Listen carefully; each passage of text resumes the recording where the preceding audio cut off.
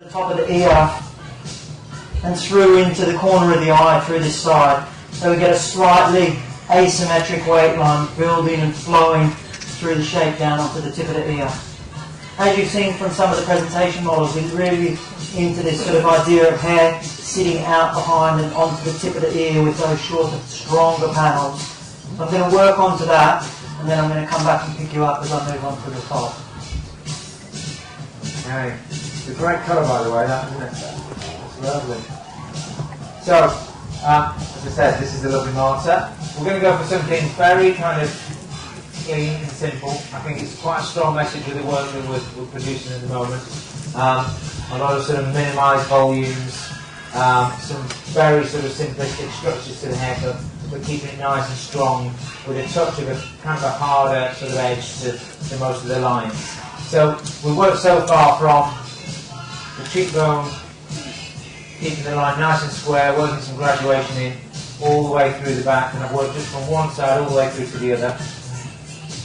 Working then with a little scissor over comb to refine those shorter lengths and get those to sink gently into the nape. Adding a sort of a softness to it, so I'd like the hair to kind of blend into the skin and vice versa.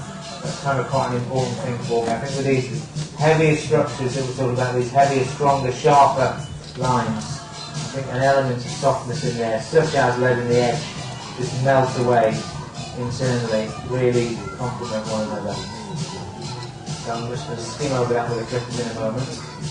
And then what I'm going to do is just relieve a little bit of the weight from the shape internally here and start to free up these top lengths. So not a million miles away from what Brett was just describing. I'm going to work with a little section here. Let's think about the line in my fringe. And I'm going to extend the line back into the shape. And I'm going to extend this fringe through. Once we cut that in, I'd like to just very simply just extend that fringe through deeper into the shape through there. So popping, have it good somewhere. There. Pop another section in here, and again, just trying to cover up the back of the ear and encouraging the ear to just push the line out a little. So taking a section rather than right at the back, just in front of the tip of the ear, and then this hair here, I'm going to take down shorter. So I'm going to do that quickly through my fingers, and then with a little scissor over comb. Okay, so I'm now working into the back of the ear here. You can see I've extended that line through. Working in the front corner, I can get that balance right where I want it to begin with. And then as it comes back, I must just get it to curve, sit back down in and work into the hairline, into the nape. So to do that, I just get the ear out of the way. And then what I can do is I'll start by putting in something that's a little bit stronger as a line. I can always come through and work with a bit more elevation onto this line to just refine it and to take some of the weight out of it if it needs be. So now just working with that shape around the back of the ear.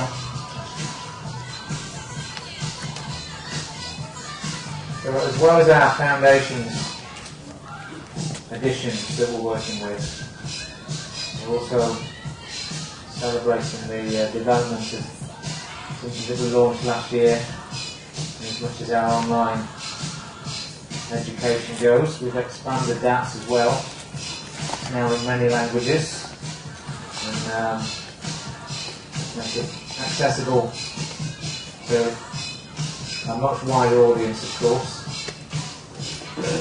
So if English isn't your first language, or you don't feel that comfortable with it, hopefully trying to reach out to you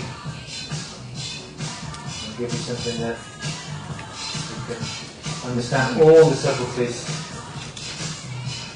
of the shape and the techniques.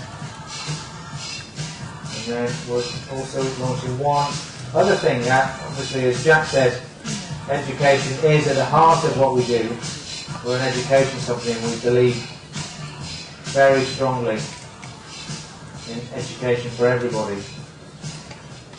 And we've just launched our own education partnership services. I guess it's a franchise model in some respects, but only as much as the education goes. what we're trying to do is share